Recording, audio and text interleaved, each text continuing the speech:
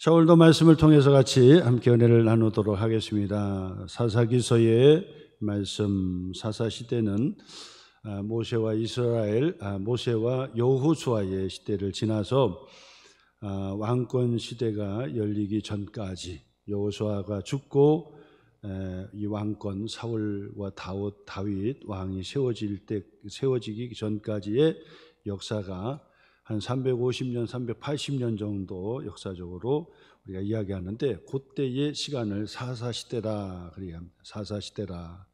그래서 모세와 여호수아처럼 특출난 평생을 자기의 그 헌신으로 이끌었던 지도자가 여호수아로 이제 끝나고, 그 다음에 이 왕으로서 하나님께서 왕을 세워가지고 왕권 시대를 열었던 바로 그 시기의 그 전 단계는 왕권 시대도 아니고, 또 모세와 여호수아 같은 아주 걸출한 탁월한 그 지도자에 의해서 이끌었던 그런 때가 아닙니다. 자, 그러다 보니 그때를 바로 이 사사시대라 그렇게 얘기하는데, 그 사사시대는 다른 말로 한다면 12지파 공동체 정치라고 볼 수 있어요. 12지파 공동체 정치라. 여호수아와 이스라엘 백성들이 가나안 땅을 차지하고, 그리고 나서 12지파에게 땅을 분배했잖아요. 땅을 분배했어요. 그리고 나서 12지파는 운명의 공동체처럼 하나가 되어가지고 이 나라 공동체를 세워간다라고 볼 수가 있습니다. 그래서 바로 그 시대에 12지파 공동체의 시대를 또 교회라고 얘기하고, 다윗 왕의 그 왕권 시대도 교회라고 얘기하고, 모세와 여호수아 시대의 광야의 시대도 교회라고 얘기하잖아요. 그러니까 교회를 우리가 특징 지어 주는 것들이 이제 그렇게 보여진다고 볼 수 있어요. 그래서 교회가 때로는 12지파 공동체가 또 한 덩어리가 돼 가지고 장로의 중심에 당회, 그리고 권사의 중심에 권사회, 남녀 전도회, 뭐 이렇게 해서 구성이 돼 가지고 교회의 공동체를 이루어 가지고 하나님을 섬기는 그런 그 나라의 특징도 바로 여기에서도 볼 수가 있다라고 볼 수 있습니다. 그래서 12지파의 공동체는 몸의 지체들처럼, 유기적인 지체들처럼 주님의 한 몸을 이루어야 된다라고 볼 수 있습니다. 그래서 손과 발이 따로 논다든지, 뭐 가슴과 그 다음에 발이 따로 논다든지 그러면 안 되죠. 다리가 아프면 온몸이 아프고, 손도 아프면 온몸이 아프고, 머리가 가장 중요하다고 머리만 가지고 몸이라고 볼 수는 없는 거죠. 그래서 중요한 것도 담당하는 머리도 있어야 되고 심장도 있어야 되겠지만은, 그러나 걷고 또 뛰고 만지고 또 하는 손과 발도 다 중요한 한 지체다라고 말씀을 드릴 수 있습니다. 그러므로 교회는 바로 이 모든 성도들의 한 지체가 다 중요하고 소중하다는 것을 여러분 기억하셔야 됩니다. 손이 발에게 너는 쓸데없다고 얘기할 수 없고, 그리고 손의 입장에서 나는 별로 중요한 부위가 아니다라고 얘기할 수 없어요. 이처럼 손과 발과 모든 기관들이 전부 온전해질 때 그 사람이 건강한 사람이라고 볼 수가 있겠죠. 전에도 한번 제가 말씀드렸는데, 바로 몸의 유기적인 이 지체, 이 유기적인 지체를 생각하면 꼭 그 생각이 나요. 서울에 있을 때 제가 교회 전도사로 있었을 때 이 담임 목사님을 모셨는데, 지금은 이제 담임 목사님이 돌아가셨죠. 근데 그 담임 목사님이 꼭 이렇게 걸을 때 보면, 뒤에서 보면 이렇게 띠뚱띠뚱 이렇게 좀 정상적으로 걷지 못하고 이렇게 띠뚱띠뚱 하면서 쫄룩쫄룩 하듯이 걷는 거예요. 근데 뭐 다리가 소아마비 앓은 것도 아니고 그러는데, 뒤에서 보면은 조금 표시가 확 나지는 않지만은 조금 보면은 좀 이상하게 이렇게 소아마비 앓은 사람처럼 이렇게 띠뚱띠뚱해요. 그래서 나중에 이제 제가 물어봤어요. 목사님, 죄송한데 뒤에서 이렇게 보면은 목사님이 반듯하게 이렇게 몸을 반듯하게 걷지 못하고 이게 조금 이렇게 뒤뚱뒤뚱 하시는데 이제 버릇이 그런지 아니면은 왜 그렇게 걷는지 제가 생각할 때는 좀 이상합니다. 이제 그랬더니 그 목사님이 저에게 그러는 거예요. 아, 전도사가 잘 봤네. 뒤에서 잘 봤네. 그러면서 사실은 자기가 6.25 전쟁통에 엄마 손을 붙들고 피난을 내려가다가 겨울 추운 겨울에 먹을 것도 충분하지 않고 입을 것도 충분하지 않아 가지고 사실 동상이 잔뜩 걸렸대, 손발이. 그래 가지고 나중에는 막 동상 걸려 가지고 치료도 하고 막 그렇게 했는데 다른 데는 다 나았는데 이 발가락 있잖아. 발가락에 그 새끼 발가락에 마지막 그 한마디가 그 동상에 걸려가지고 이게 썩었던 거예요. 그래가지고 그 한마디를 잘라냈어요. 그러니까 뭐 지체 중에서 뭐 그냥 소아마비처럼 막 좀 뭐가 된 게 아니라 새끼 발가락에 마지막 마디, 그 작은 마디 하나를 잘라낸 거야. 근데 그 한 지체를 잘라냈는데도 불구하고 온 몸이 뒤에서 보면은 그냥 보통 보면 잘 몰라요. 그냥 나이가 드셔서 그냥 이렇게 휘청휘청하게 다닌다 이렇게 생각하는데 자세히 뒤에서 이렇게 보면은 분명히 이게 조금 기울이가 잘 안 돼요. 근데 그 원인이 바로 거기에 있었다는 거예요. 그래서 저는 그 지체 얘기하면 꼭 그분 생각이 나요. 그래서 우리 지체가 어떤 한 부분이 나는 소중하지 않다 그러는데 사실은 우리 몸의 모든 부서가 다 소중한 거야. 지체가 다 소중한 거야. 그 발가락에 새끼 발가락이 한 마디를 잘라냈다고 해서 몸이 균형을 맞추지 못하고 띠뚱띠뚱하게 걷는 것처럼 바로 그런 모습이다. 그래서 우리는 교회에 누가 중요한 부서고 누가 중요한 일을 하고 또 덜 중요한 일을 하고 하는 게 아니라 모든 성도의 모든 기관이 다 소중하다는 사실을 다시 한번 기억하셔서 하나님께서 내게 맡겨주신 그 지체와 내게 맡겨주신 사명이 소중하고 귀하다는 사실을 다시 한번 인식하면서 12지파 공동체가 한 정치를 이루어서 교회를 이루는 것처럼 우리 모두가 다 중요하다는 사실을 다시 한번 깨닫고 이 사사시대는 12지파의 공동체의 바로 이 시대였다라고 하는 것을 다시 한번 기억하시길 바랍니다. 자, 계속되는 그 말씀은 기도원이에요. 기도원. 우리가 잘 아는 기도원. 기도원의 일대기를 우리에게 가르쳐주는 말씀을 우리가 보면서 함께 은혜를 나누는데 기도원 같은 경우는 성격이 좀 특이하지요. 내성적이요. 분명히 내성적이고 그런 내성적이라고 해가지고 능력이 없는 게 아니에요. 그 안에는 큰 용사가 있다는 것처럼 내면적으로는 아주 능력 있는 그런 지도자감이었는데 성격이 내성적이고 그 다음에 환경의 영향에 따라서 위축이 되었어요. 그러면서 믿음이 전혀 없는 사람은 아닌데 믿음이 있지만은 그 믿음이 발휘가 되지 못했던 사람이 기도원이었어요.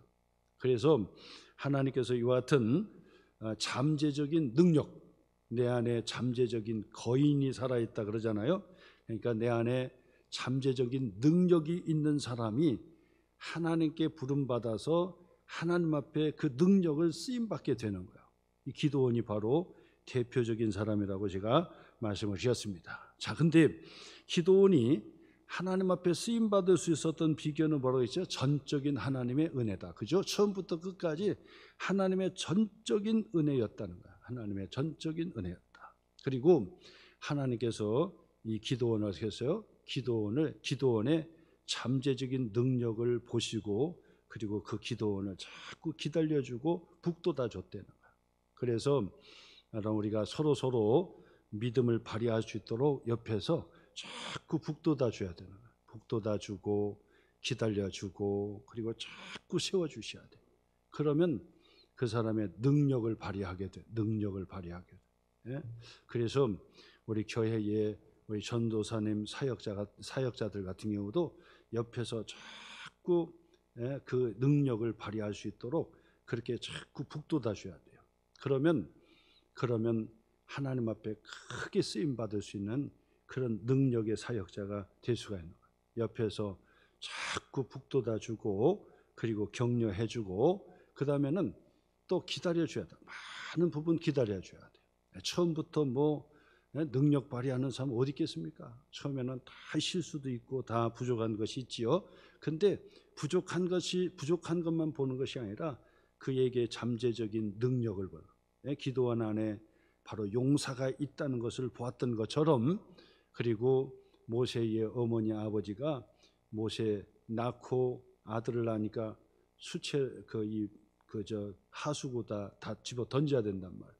근데도 불구하고 하나님 보시기에 준수한, 하나님 보시기에 능력 있는 아름다운 사람인 것을 보았던 것처럼 우리가 항상 그것을 볼 수 있어야 돼요. 그래서 서로 하나님의 눈으로 잘 보아주셔야 돼요. 그러면 하나님께 귀하게 쓰임받고 또 역할을 하고 능력을 발휘하는 그런 사람이 될 수 있는 거예요. 그래서 기도원의 이 내용을 다 마칠 때까지 여러분 그거를 한번 꼭 기억하시자고요. 기도원과 같은 그런 사람이 그냥 썩히고 그냥 죽었다고 생각해 보세요. 얼마나 아깝습니까? 그런데 하나님께서 이 기도원을 세워주시고 키워주시고 기다려주셔서 바로 이 블레셋의 아멜렉과의 전쟁에서 크게 승리하고 이스라엘 백성을 그 12지파 공동체가 40년 동안을 평안을 찾았던 것도 바로 이 기도원의 사역이었다라고 말씀을 드릴 수 있습니다. 자, 그런데 지난주에 제가 말씀을 계속 연이어서 한다면 바로 이처럼 하나님의 사람들이 하나님 앞에 쓰임을 받지만은 그러나 반드시 부족한 것이 있다는 사실을 염두에 두셔야 되고 또 잘못도 하고 실수도 한다는 것을 기억하셔야 된다. 그래서 다른 사람의 실패를 우리가 손가락질하는 것이 아니라 나도 그럴 수 있습니다. 나도 얼마든지 그럴 수 있습니다. 하고 그 실패했을 때 부족했을 때 그것을 잘 웰컴해 주는 것이 필요해요. 근데 그걸 못하면 남이 실패하고 또 넘어졌다고 해가지고 손가락질을 하잖아요. 그러면은 그 손가락질이 결국 자기에게 당하나. 자기도 완벽한 사람이 못 되잖아요. 그러니까 자기도 실수하고 넘어질 수 있다는 사실이에요. 그렇기 때문에 항상 우리의 마음을 활짝 열고 실수할 때, 넘어질 때, 부족할 때 그때가 기회예요. 그때 딱 품어주고 용납해주고, 좋은 단어잖아요. 용납해주고 받아준다는 거죠. 웰컴해줘라, 받아주라, 참 받아주는 거. 그러면 때가 되면 반드시 하나님께서 그를 세워주시는 때가 있고, 그리고 자기도 또 그런 실수를 범하게 되는 거거든요. 그러니까 다른 사람이 실패했다고 손가락질 하지 마라. 절대 손가락질 하지 말고 나도 그럴 수 있습니다 라고 겸손하게 대하여야 한다라고 하는 것을 말씀을 드립니다. 저는 전주에도 말씀드렸듯이 사람은요 항상 나의 장점이 그것이 단점이 되고 나의 단점은 그것이 장점이 된다는 것을 기억하셔야 돼요. 내가 장점이라고 항상 평생 장점으로만 이용될 것 같아요? 아니라. 그래서 원숭이는 반드시 나무에서 떨어지고 수영을 잘하는 사람이 바로 물에서 곤욕을 치르는 거고 자기의 장점을 가지고 결국 넘어지는 게 바로 그런 모습이에요. 그러니까 항상 우리는 내 장점이 단점이다 생각하시고 그리고 단점이라고 의기소침하시지 말고 이 단점을 보완하면 장점이 되는 거예요. 그래서 내가 내성적이다 그러면 그건 장점이 될 수도 있고 단점이 될 수도 있어요. 내가 외향적이다, 장점, 단점 다 되는 거예요. 그가 나의 그 기질과 성격들을 잘 활용만 하면요, 상황에 따라서 이 기질을 발휘하는 거예요. 환경에 따라서 외향적으로, 환경에 따라서 내향적으로, 환경에 따라서 급한 마음으로, 환경에 따라서 느긋한 마음으로 이것을 컨트롤할 수 있는 사람이 진짜 지도자예요. 그것을 잘해. 거꾸로 하면 안 돼. 거꾸로. 서두를 때 느긋하고, 느긋해야 될 때 서두르고, 반대로 하면 항상 잘못하는 거죠. 그래서 로마의 그 아우구스투스라고 하죠. 로마의 황제의 평생의 모토가 있다고 그랬죠. 그게 뭡니까? 페스티나 렌테. 그런다. 제가 좋아하는 단어 중에 하나죠. 페스티나 렌테. 페스티나 그 얘기는 서둘러라는 뜻이고요. 렌테라고 하는 것은 좀 느긋하게, 좀 여유를 갖고 느긋하라는 거예요. 두 단어예요. 그런데 이 두 단어가 같이 그 얘기하는 거죠. 그러니까 페스티나 렌테 해라는 거예요. 근데 거꾸로 하면 안 돼요. 서둘러야 될 때 렌테 한다든지, 그리고 느긋해야 될 때 페스티나 한다든지, 이게 안 되는 거예요. 그러니까 서두를 때는 페스티나, 느긋할 때는 렌테, 요것을 제대로만 하면요, 그 사람은 최고의 지도자가 될 수 있고 세상에서도 성공하지 못할 사람이 없다고 얘기하는 거예요. 왜냐하면 로마의 아우구스투스라고 하는 최고의 그 이 황제의 평생의 모토가 바로 그걸 하려고 해요. 페스티나 할 때 페스티나 하고, 렌테 할 때 렌테 하자 하는 겁니다. 그래서 저에게도 아주 중요하게 늘 생각하는 건데 부족하죠. 저도 부족하죠. 분별할 줄도 모르고. 그래서 서둘러야 될 때 느긋해가지고, 뭐 이건 느긋한 게 아니라 이건 게으른 거죠. 근데 느긋해야 될 때는 또 서둘러, 바짝 서둘러. 이거는 조급한 거죠. 그것이 장점이 조급한 거예요. 그러니까 페스티나가 좋은 점은 그 아주 단호하면서도 빠르게 결단하는 용단이 있고, 그런데 단점은 너무 성급한 거. 그러나 렌테가 장점은 느긋한 게 얼마나 좋은 장점이에요. 근데 너무 서둘러야 될 때 렌테하면은 그건 아주 게으르고 무기력한 사람이 되는 거예요. 그렇기 때문에 장점이 단점이고 단점이 장점이다. 이렇게 말씀을 드리는 거예요. 기도원을 보면서 여러분들이 반드시 그걸 보야 되는 거예요. 하나님께서 기도원을 쓰시는데 이 기도원이 결국 마지막에 이 세 가지를 실패했어요. 그런데 그것을 보면서 야, 이 기도원이 왜 실패했느냐, 뭐 이거 하지 말고 나도 그럴 수 있습니다. 나도 그럴 수 있습니다. 그래서 기도원이 정말 하나님 앞에서 정말 장점이 많은 사람인데 결국 세 가지 잘못했는데, 지난주에 첫 번째 얘기했어요. 첫 번째 말씀드려요. 뭘 잘못했다 그랬죠? 기도원은 말과 삶에 있어서 그걸 실천해내지를 못했던 거예요. 첫 번째 제가 말씀드렸어요. 이것은 뭐 실질적으로 초대교회의 영지주의 철학의 그 이단들에 대한 부분들하고 그 일맥상통하는 얘기라고 볼 수 있고, 지금도 똑같아요. 지금도 똑같아요. 기도원의 실패가 우리의 실패가 됐어요. 말은 그렇게 하는데 실질적으로 삶을 그렇게 살지 못하는 거예요. 어떤 것이었습니까? 기도원이 이 미디안과의 이 전쟁에서 대대적인 큰 승리를 거뒀어요. 그랬더니 이스라엘 백성들이 다 어떻게 합니까? 그 기도원 앞에서 우리를 다스리는, 당신의 아들, 당신의 손주들이 자자손손 우리를 다스리는 왕이 되어달라고 그렇게 고백을 했어요. 그랬더니 기도원이 뭐라고 했습니까? 나는 절대 너희를 다스리지 않는다. 우리 아들도 너희를 다스리지 않는다. 우리 손주도 너희들을 다스리지 않는다. 그 얘기는 내가 왕이 될 수가 없다. 왜냐하면 여호와 하나님께서 너희를 다스리는 진정한 왕이 되신다 라는 신앙 고백은 잘했어요. 말은 잘했다고. 신앙 고백은 잘했어요. 근데 문제는 뭐였냐면 그가 나머지의 모든 삶을 보면 전부 자기가 왕 노릇한 거예요. 왕 노릇한 거예요. 아들도 70명이잖아요. 아내들이 셀 수도 없어요. 그건 왕만이 할 수 있는 거예요. 왕만이. 그러니까 자기가 왕으로, 진짜 왕은 여호와 하나님이신데 내가 왕 노릇하지 않겠다 해놓고 자기가 왕 노릇한 거예요. 자기가 왕 노릇한 거예요. 세겜에서 그 이 첩이 있었는데 첩의 아들이 아비멜렉이에요. 아비멜렉. 그 뜻이 뭐라고 했습니까?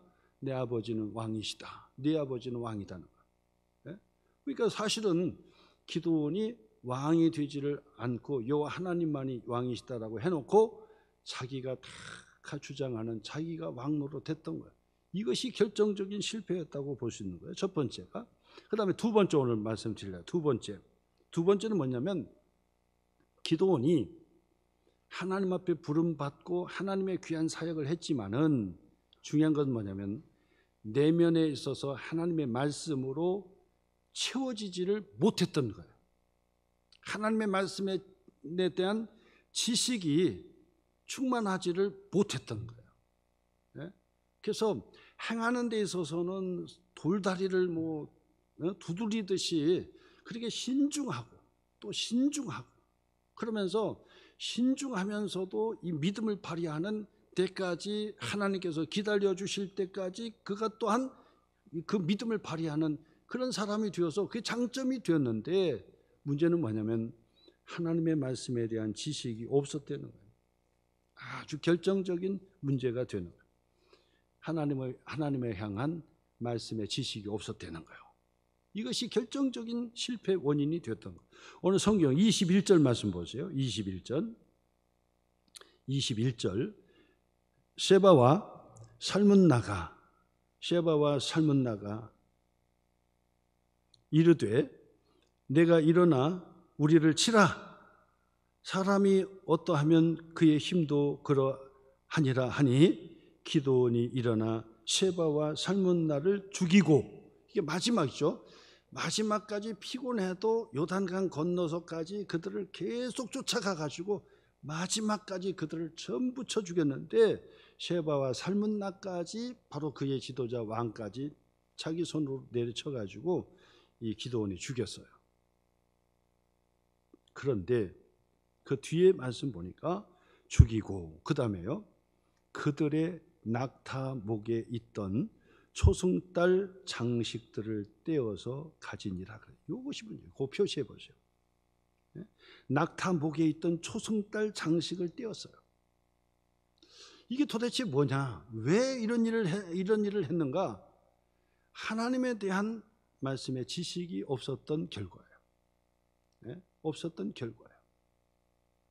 그 당시에 이방의 풍습 중에서 아주 유행했던 그 풍습이 뭐냐면 달을 숭배하는 것이었어요. 달신을 숭배하는 것이었어요. 달 숭배. 그래서 초승달의 그 모양을 만들고 새의 모양을 만들고 해가지고 그것을 낙타의 목에다가 거기다가 걸어주고 사람에게다가도 봐주고 그리고 장소에다가 걸어놨던 거예요. 그것이 뭐냐? 부적처럼 바로 이것이 달의 신이 우리를 도우시고 전쟁에 나가는 낙타의 목에다도 장식을 걸어주는 거예요. 이것이 승리했다는 거예요.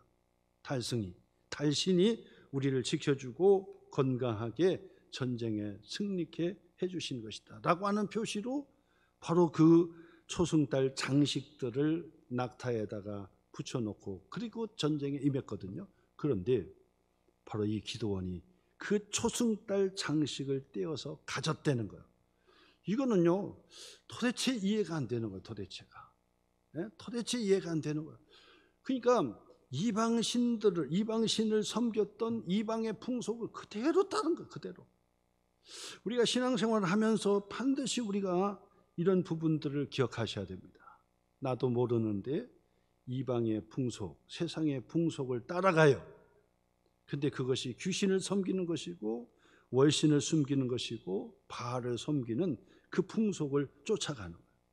이것이 기드온이 무너지는 결정적인 사건이었다고 말씀을 드릴 수 있습니다. 호세아 4장 6절에서 7절 말씀 너무나도 잘 압니다. 우리가 너무나도 잘 알아요. 그 당시 호세아 시대에 이스라엘 백성이 북쪽의 이스라엘이 아수르에게 멸망을 했는데 그 호세아가 북쪽의 이스라엘과 남쪽 유다의 멸망을 보면서 이것은 하나님을 아는 지식이 없음으로 망하게 되었다라고 선포했어요. 그래서 6절 말씀에 내 백성이 지식이 없음으로 망하는 도다. 하나님의 말씀을 알지 못하는 그것으로 인해서 망하는 도다. 내가 자식을 버렸으니 나도 너를 버려 내 제사장이 되지 못하게 할 것이요 내가 내 하나님의 율법을 잊었으니 나도 내 자녀들을 잊어버리리라. 그들은 번성할수록 내게 범죄하니 번성할수록 하나님에게는 범죄하는 거예요. 그러니까 하나님의 말씀에 대한 지식을 바르게 가지고 적용해야 되는데 하나님의 말씀 따로 그리고 세상의 풍속을 쫓고 세상의 풍속을 따르는 우상 숭배에 빠지게 되었다라고 말씀을 드릴 수 있습니다. 그러면 여러분 우리가 구약에서 늘 이스라엘 백성들이 빠지는 게 우상이거든요. 이방의 우상에 빠지는 거예요. 그러니까 우리는 생각할 때 야 우리는 우상에 빠지지 않으리라 하지만은 사실은 우리들도 보면은 우상에 빠지는 거예요. 눈에 보이는 우상도 있지만은 눈에 보이지 않는 우상에 빠지는 거예요. 우상이 뭡니까? 바로 이 달의 신을 섬겼던 바로 이 기드온이 초승달 장식을 떼어가지고 자기가 부착하고 자기가 지니고 다녔어요. 이게 바로 하나님 앞에 우상을 섬기는 것인 줄 몰랐단 말이에요. 가마득하게 기드온이 그걸 눈치채지를 못했던 거예요. 알지를 못했던 거예요. 그처럼 우리들도 신앙생활을 하면서 반드시 기억하실 게 뭐냐면 우상에 빠지면 안 돼요. 우상에. 그 우상은 뭐지요? 우상은 하나님보다 더 사랑하는 것이고 집착하는 것이 우상이에요. 집착하는 거. 이 우상이에요. 세상에 집착하고 세상의 재미에 빠지고 그리고 사람에 집착하고 빠지면 그것이 우상이 되는 거예요. 사람에게 집착하는 것 그 자체가 우상이에요. 전에 말씀드렸듯이 예수 그리스도를 통한 그 필터링이 되지 않은 사랑은 독약이라 그래요. 독약. 필터링이 되고 나서 사랑해야 돼. 예수 그리스도 안에서 사랑해야 돼. 예수 그리스도 안에서 사랑해야 되는데 예수 그리스도의 필터링이 되지 않고 내가 막바로 사랑을 해줘보면 그건 독약이 되는 거예요. 독약. 엄청난 독약. 사랑하면 할수록 더 큰 독약이 되는 거예요. 예수 그리스도의 사랑으로 예수 그리스도의 은혜로 그 필터링이 돼야 돼요. 걸러져야 돼요. 걸러져. 하나님을 사랑하기 때문에 사랑해야 돼요. 근데 하나님을 젖혀놓고 먼저 사랑하고 집착하면요 그건 독약이 된 독약. 기드온은 지금 하나님의 말씀에 대한 지식을 알지 못했어요. 그리고 이스라엘 백성들이 우리를 다스리는 왕이 되려고 막 왕이 되라고 부추겼는데 그럼 그곳으로 하나님 여호와 하나님이 왕이시니 하나님께로 당신들이 하나님께로 헌금하고 하나님께로 가라고 해야 되는 거예요. 그런데 오늘 성경 24절 말씀 보니까 기드온이 또 그들에게 이르되 내가 너희에게 요청할 일이 있다. 요청할 일이 있다 하면서 너희는 각기 탈취한 귀고리를 내게 줄지니라 하였으니 이는 그들이 이스마엘 사람이므로 금 귀고리가 있었더라. 그래서 그래 뭐래도 주고 싶은데 막 기드온에게는 뭐래도 그냥 다 우리를 구원했고 우리를 편안하게 우리를 하나님의 사람으로 만들어 줬으니까 뭐래도 주고 싶은데 기드온이 마침 하나님이 너희들 다스릴 것이다. 여호와 하나님만이 너희를 다스릴 것이다 하고 끝났으면 괜찮았는데 이 기드온이 한 가지 요청하겠다 그러면서 금으로 그 장식한 귀고리를 내게 갖고라 그랬단 말이에요. 그것도 이방인의 풍속대로 금 귀고리는 뭡니까? 금 귀고리는 그것도 값진 물품이기는 또 하지만은 그거 가지고 이 기드온은 딴짓을 한 거예요. 딴짓을. 엄청난 실수를 한 겁니다. 그랬더니 25절도 한번 보세요. 무리가 대답하되 우리가 어떻게 드려요? 즐거이 드리리다 하고 겉옷을 펴고 각기 탈취한 귀고리를 그 가운데 던지니 기드온이 요청한 금 귀고리의 무게가 금 1700세겔이요. 그 외에 또 뭐죠? 초승달 당식 이번에 얘기했죠. 아까 말씀드렸죠. 그 이 달신을 섬기는 것이라고 했습니다.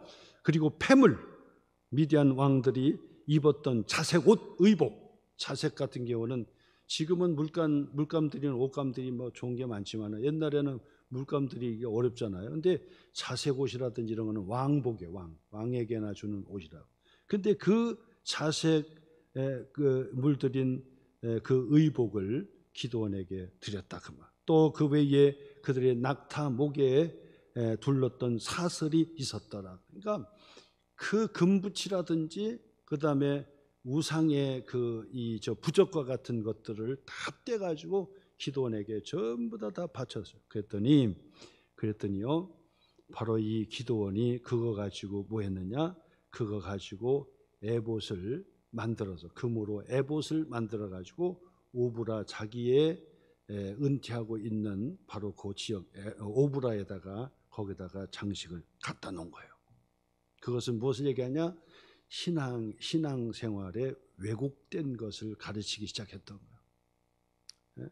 그래서 원래 그 당시 12지파 공동체가 모였던 장소는 실로라고 하는 지역, 실로에서 바로 이 하나님의 뜻을 묻고 실로에서 모여서 하나님 앞에 예배드리고 하는 장소가 에브라임 지파에 있는, 남쪽의 에브라임 지파에 있는 바로 그 실로라고 하는 곳에서 모였던 거예요. 그 실로가 바로 이 예배의 중심지였던 거예요. 중심 지역이었던 거예요. 자, 그런데 이 오브라는 저 북쪽에 있어요.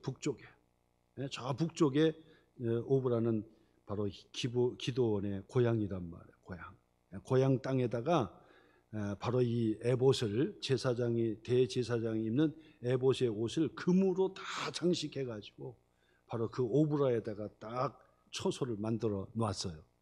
그리고 나서 북쪽에 있는 사람이 남쪽에 실로까지 내려갈 필요가 없다. 바로 여기에서 하나님의 뜻을 묻고 기도하고 예배드려도 된다 해가지고 오브라의 장소를 만들었던 거예요. 그랬더니 이스라엘 백성들이요, 실로로 가지 않고 북쪽에 있는 사람들 전부 오브라로 가가지고 거기서 금으로 만든, 기도를 통해서 금으로 만든 에봇, 그 에봇을 완전히 이 우상의 물건으로 그렇게 섬겼어요. 그래서 만지기만 하면 병 낫는다. 그리고 거기에 가서 기도하면 기도응답 받는다. 그리고 그것을 아주 음행하게도록 거기에서 섬겼던. 그래서 33절 보세요. 기드온이 이미 죽음에 이스라엘 자손이 돌아서서 어떻게 했어요? 바알들을 따라가 음행하였으며 또 바알 우상이죠. 자기들의 신으로 삼았다. 그래서 바로 이 에봇 중심으로도 우상 숭배에 빠졌고, 그 다음에 바로 그 성경 27절 말씀 보세요. 27절 표시해 보시죠. 기드온이 그 금으로 에봇 하나를 만들어 자기의 성읍 오브라에 두었더니 온 이스라엘이 그것을 음란하게 위함으로 그것이 기드온과 그의 집에 뭐가 되었다? 올무가 되었다. 그래서 하나님을 아는 지식에서 충만하지 못해가지고 우상에 빠지도록 만든 것이 바로 기드온의 결정적 실수였다라고 두 번째 말씀드리는 거예요. 두 번째. 그 다음에 세 번째 이 기드온의 결정적인 실수는 이스라엘 백성들에게 아주 큰 시련이 다가왔어요. 그게 뭐냐면 교육의 실패였어요. 교육의 실패. 기드온이 결국 이 교육의 실패를 한 거예요. 본인이 우리 아들도 다스리지 않겠다. 우리 손주들도 다스리지 않겠다. 우리의 참 왕은 여호와 하나님 한 분이시다라고까지 선언했는데 거기까지도 좋았어요. 근데 중요한 건 뭐냐면 자기도 실천하지 못하고 가르치지를 못했어요. 그래서 결국 이스라엘 백성들이 우상에 빠진 것이 있었고, 우상에 빠졌고, 그리고 세겜 땅의 첩의 아들 아비멜렉에 의해서 바로 이 기드온의 가정이요 풍지박산 나는 그 사건이 일어나게 된 거예요. 아들들이 몇 명이었다고 했습니까? 70명이에요. 70명.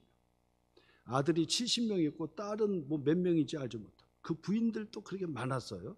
그런데 이 세겜 땅의 첩 중에 첩에서 난 아들 하나가 아비멜렉, 아까 말씀드렸죠. 아비멜렉 이름이 나의 아버지는 왕이시다라고 하는 그런 그 이름의 뜻을 가지고 있었단 말이에요. 그러니까 기드온이 왕은 아닌데 왕처럼 행세했다는 얘기가 되는 거죠. 근데 이 아비멜렉이 결국 어떻게 했냐면 기드온의 아들 70명을 돌에서 메어쳐 가지고 잔인하게 다 죽여버린 거예요.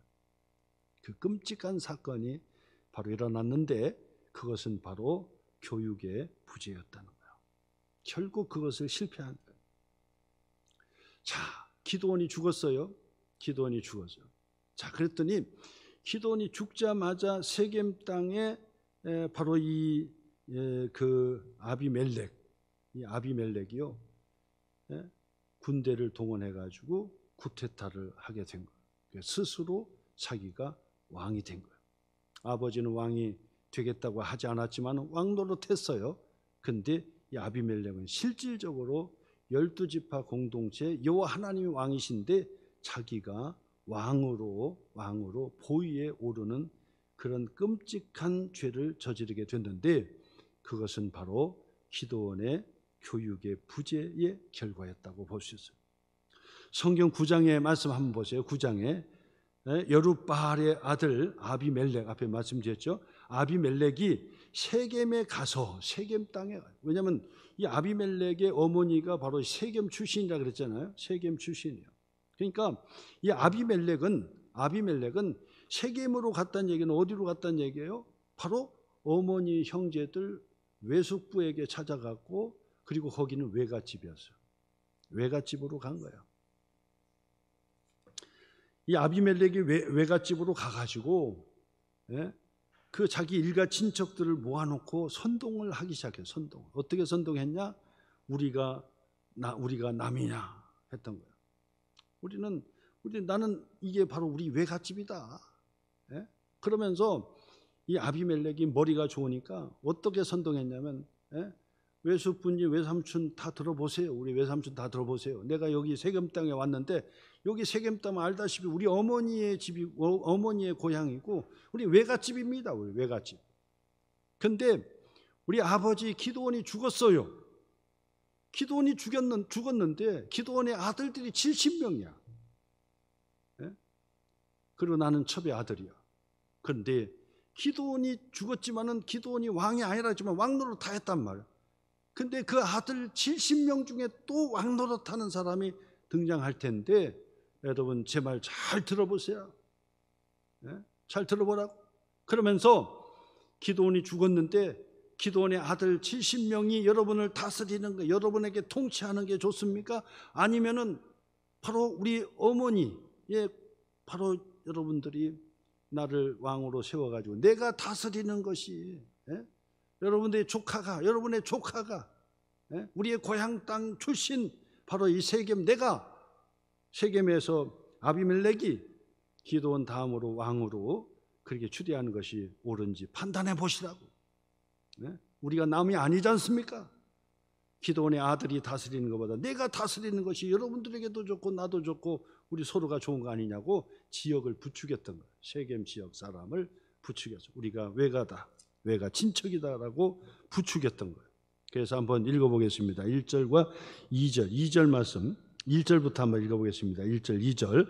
여룻바알의 아들 아비멜렉이 세겜에 가서 그의 어머니의 형제에게 이르러 그들과 그의 외조부의 집에 온 가족에게 말하여 이르되, 뭐라고 했어요? 청하노니 너희는 세겜의 모든 사람들의 귀에 말하라. 여룻바알의 아들 70명이 다 너희를 다스림과 한 사람이 너희를 다스림이 어느 것이 너에게 나으냐? 70명이 다스리는 게 낫냐? 70명 중에 한 사람이 다스리는 게 낫냐? 바로 이 지역 출신, 세겜 출신, 우리 어머니의 바로 이 고향 세겜 출신인 내가 너희를 다스리는 것이 옳은지 판단해봐라. 또 나는 너희와 골육임을 기억하라. 자기가 친척이다라고 하는 사실을 거기에서 드러낸 거예요. 내가 여기 외갓집이다, 외갓집 하면서 이 아비멜렉이 그들을 부추겼단 말이에요. 우리는 같은 형제다.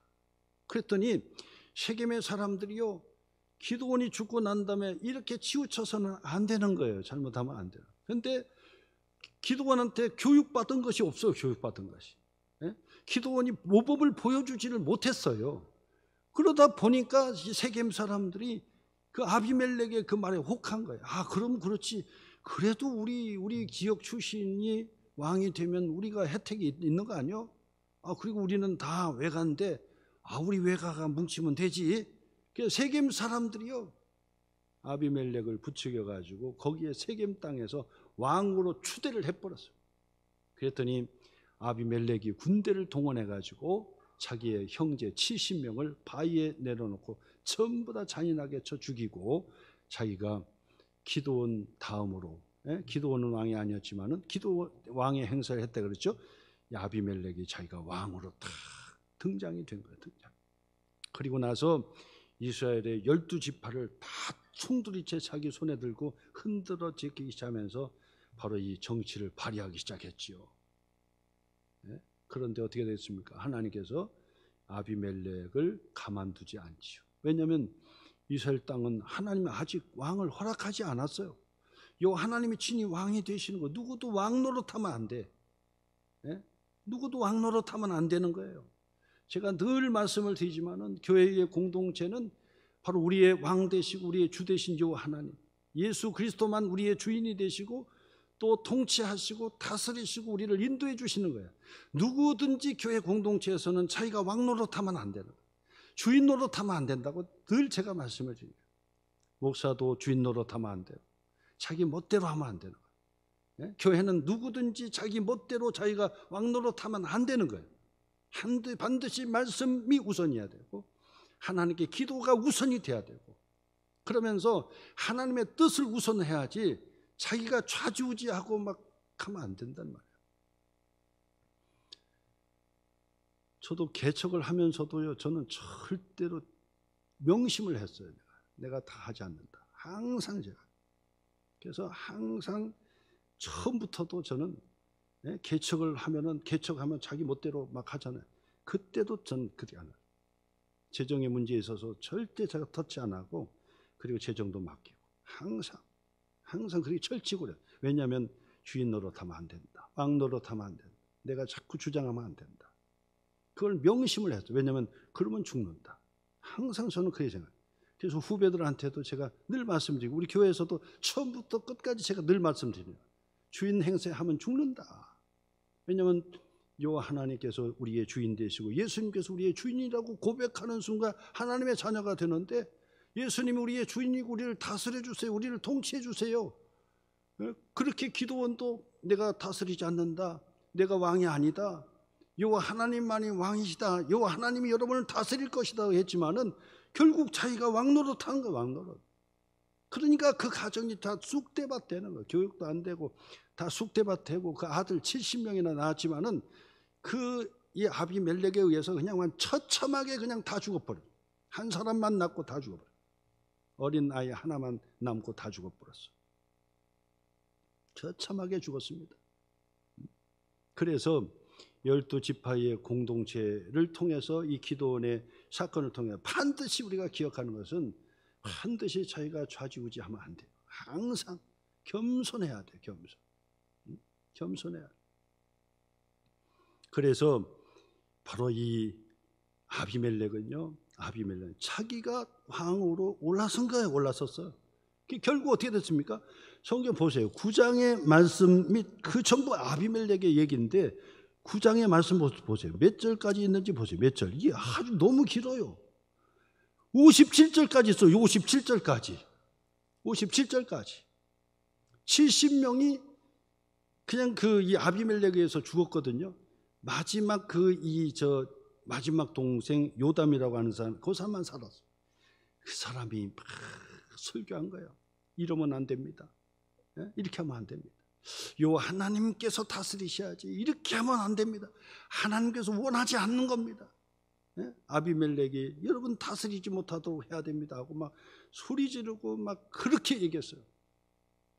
그 내용이 말씀드렸듯이 57절까지 돼 있다니, 이게 길어요. 이게 57절까지 길어요. 그게 아비멜렉이 다 길어요. 그래서 결국 어떻게 됐냐? 아비멜렉은요, 여자의 맷돌 들어가지고 내리쳐가지고 머리가 박살나가지고 아비멜렉이 죽었어. 처참하게 죽었어. 그리고 아비멜렉에 부추겨가지고 자기도 덩달아가지고 아비멜렉을 왕으로 추대했던 세겜 사람들 있잖아요. 세겜 사람들 완전히 배신돼가지고 완전히 다 죽었어요. 싹 죽어버렸어요. 세겜의 사람들 다 죽고 아비멜렉도 여자의 맷돌, 윗맷돌을 집어 던졌는데 머리통에 깨져가지고 죽었어요. 그것이 57절까지의 사건이다. 그 결과는 뭐냐? 원인은 뭐냐? 교육하지 못했다는 거예요. 바르게 교육하지 못했다는 거예요. 이것이 기드온의 바로 이 결정적인 세 가지 죄악이라고 말씀을 하실 수 있습니다.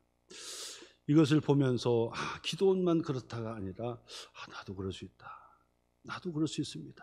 우리도 그럴 수 있습니다. 우리도 우상 숭배할 수 있습니다. 우리도 교육 실패할 수 있습니다. 우리도 교만할 수 있습니다.